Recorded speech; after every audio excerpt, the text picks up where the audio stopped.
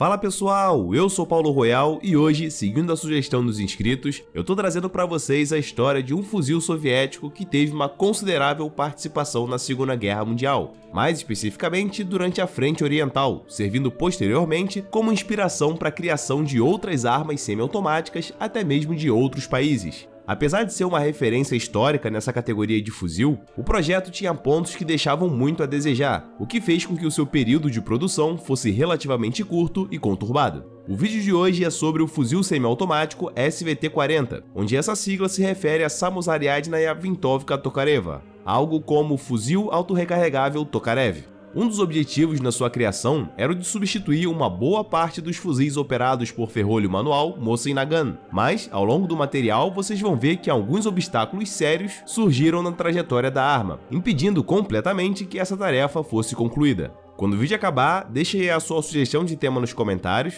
assista aos outros vídeos aqui do canal na playlist chamada A Origem das Armas e não esqueça de me seguir nas redes sociais, onde eu coloco diariamente por lá um conteúdo exclusivo relacionado a armas, tá certo? Meus amigos, a história da arma de hoje tem início na primeira metade da década de 1930, quando o ditador soviético Joseph Stalin queria atualizar pelo menos um terço do armamento longo da sua gigantesca infantaria, dando a eles fuzis autorrecarregáveis, o que teoricamente aumentaria bastante o volume de fogo das suas tropas na linha de frente. Além disso, Stalin queria que a arma fosse inspirada no fuzil mexicano Mondragón, que teve a sua versão automática patenteada oficialmente em 1907. Outro ponto que era importantíssimo é que o desenvolvimento desse novo armamento fosse concluído antes dos Estados Unidos, que trabalhavam desde 1928 também no desenvolvimento de um fuzil semiautomático, que em agosto de 1933 foi batizado como M1 Garand. Diversos atrasos nos testes de padronização, nos processos logísticos e no maquinário da produção, no entanto, fizeram com que o fuzil norte-americano fosse entregue efetivamente aos soldados só em setembro de 1937. Enquanto isso, de 1931 até 1936, os soviéticos seguiram as ordens de Stalin e desenvolveram o fuzil automático de esquadrão AVS-36, que tinha um sistema de ação de pistão a gás de curso curto e usava o poderoso cartucho 762 por 54mm-R. Esse fuzil foi colocado em campo em 1936, sendo um projeto do designer de armas Sergei Simonov, com o auxílio secundário do também designer Fedor Tokarev. Logo no primeiro ano de uso, a arma se mostrou um completo fracasso, já que tinha falhas em diversos aspectos, mas mesmo assim seguiu sendo produzida em quantidades moderadas até 1940. Stalin já havia percebido que tinha perdido a corrida contra os Estados Unidos no emprego de um fuzil semiautomático que funcionasse de maneira eficiente, mas, de qualquer modo, prosseguiu com o desejo de criar um armamento dessa categoria. Tanto que em 1938 foi a vez de Tokarev ser o designer principal de um novo modelo, tendo Simonov como seu assistente. Então, ainda naquele mesmo ano, foi criado o fuzil SVT-38, que só começou a ser produzido, de fato, em julho de 1939.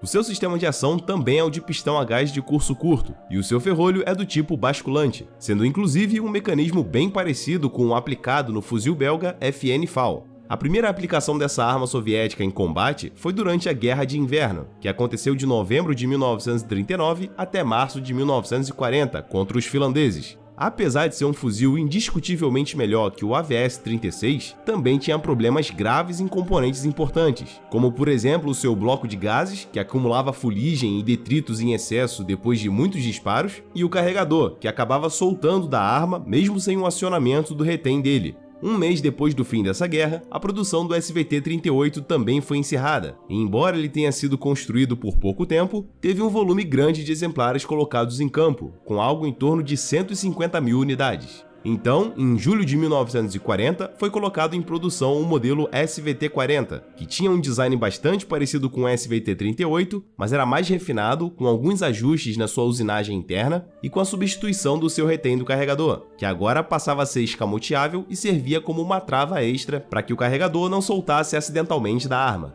Um ponto interessante é que nos modelos AVS e SVT, embora as armas tenham um carregador destacável, elas também podiam ser carregadas através de stripper clips, do mesmo jeito que é feito com o Mosin Nagant. Dessa forma, o soldado não precisaria tirar o carregador da arma, bastando empurrar 2 stripper clips, cada um com 5 cartuchos, pela parte de cima do receptáculo. Certamente, isso foi pensado no sentido de facilitar a logística entre os combatentes, que poderiam ceder esses clipes entre si no meio do fronte. Como a montagem do SVT-40 era muito lenta e se mostrou bastante cara, e isso inclusive gerava grandes problemas de abastecimento nas tropas, o fuzil Mosin Nagant continuou sendo feito em larga escala, permanecendo como a arma de serviço do Exército Vermelho. Numa tentativa de melhorar a distribuição entre esses dois tipos de fuzis, o SVT-40 começou a ser designado preferencialmente aos oficiais e também às unidades que recebiam um treinamento mais aprimorado, como por exemplo a infantaria da Marinha. Para piorar a situação dos soviéticos, em junho de 1941 teve início a Operação Barbarossa, que foi a invasão da Alemanha ao país de Stalin. As baixas do Exército Vermelho aumentaram muito no primeiro momento da operação, e milhares de SVT-40 eram capturados ou perdidos diariamente. Num esforço de rearmar sua infantaria o quanto antes, em novembro de 1941, o governo soviético ordenou o início da produção da submetralhadora PPSH-41, que tinha uma velocidade de construção muito maior, era bem mais barata e provia um alto volume de fogo, mas só era eficaz nos combates de curto alcance, até uns 150 metros de distância. Em contrapartida, a produção do SVT-40 começou a cair vertiginosamente, embora no final de 1941, mais de 1 milhão de unidades já houvessem sido construídas.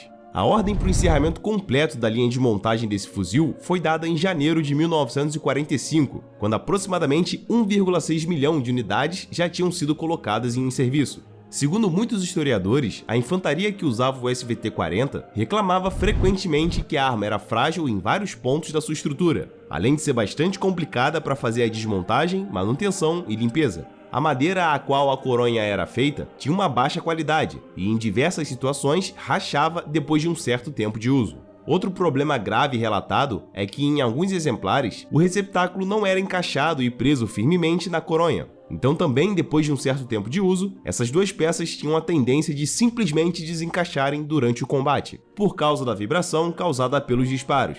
Não é segredo para ninguém que a pressa é inimiga da perfeição, e no caso do SVT-40, esse conceito parece ter se aplicado muito bem. Aliás, não só com ele, mas com o SVT-38 e o AVS-36 também.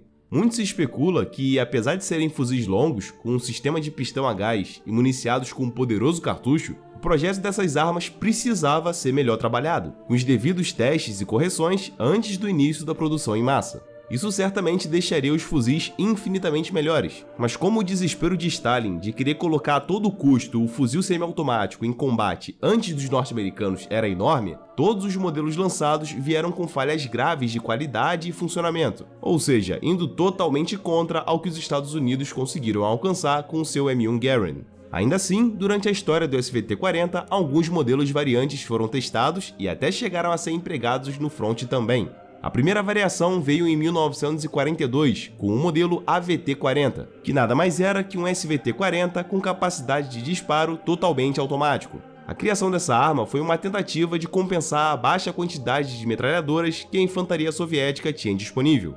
O seu desenho externo era idêntico ao da versão unicamente semiautomática, e a maneira encontrada para distinguir um SVT-40 de um AVT-40, além da chave seletora de modo de disparo, claro, foi a gravação de uma letra A na coronha da versão automática. Essa coronha, inclusive, era feita com uma madeira mais resistente, melhorando a durabilidade da peça. Em muitas ocasiões, principalmente depois da Segunda Guerra Mundial, elas foram aplicadas nas versões semiautomáticas que foram reformadas, visando reduzir o problema de fixação do receptáculo, conforme eu falei agora há pouco. A cadência de disparos de um AVT-40 é de 750 tiros por minuto, muito acima dos 550 tiros por minuto disparados pela metralhadora DP-27 usada pela infantaria. Apesar disso teoricamente elevar o poder de fogo, acabou trazendo à tona outro problema, pois a arma era praticamente incontrolável no modo automático, tornando a sua precisão terrível mesmo nos confrontos de curta distância. Além disso, mais uma falha gravíssima encontrada nessa versão tem a ver com o cano, que não era feito de um aço forte o suficiente para aguentar a rápida sequência de tiros,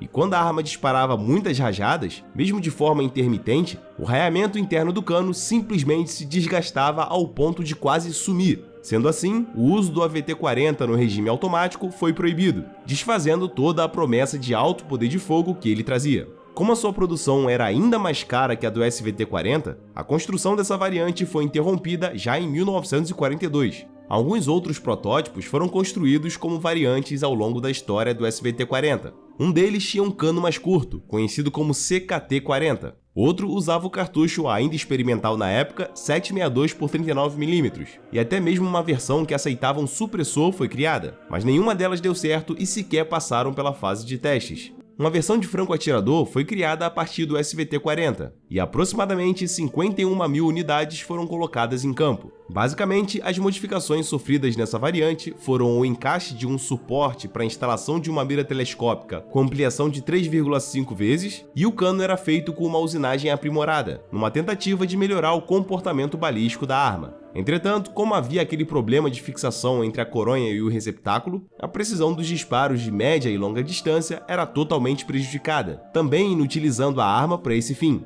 Logo depois do final da Segunda Guerra Mundial, os fuzis da linha SVT foram gradativamente retirados da infantaria, e grande parte deles foi reformada e armazenada em arsenais por toda a União Soviética, sendo oficialmente aposentados em 1955. Nesse meio tempo, no ano de 1949, os fuzis SKS e AK-47 foram adotados pelo Exército Vermelho, iniciando um novo padrão de combate para a maior parte das tropas regulares no que diz respeito a poder de fogo e comportamento balístico, já que essas duas armas são municiadas com o mesmo cartucho intermediário calibre 762 por 39mm. No ano de 1964, os franco-atiradores soviéticos receberam um novo armamento, bastante competente na sua função, diga-se de passagem. Foi o fuzil SVD Dragunov, que usava o mesmo cartucho de alta energia 762 por 54mm que os fuzis SVT e Mosin Nagant. Em todo o planeta, o SVT-40 é um item bastante cobiçado entre atiradores experientes e colecionadores, principalmente quando são encontrados exemplares em ótimo estado de conservação.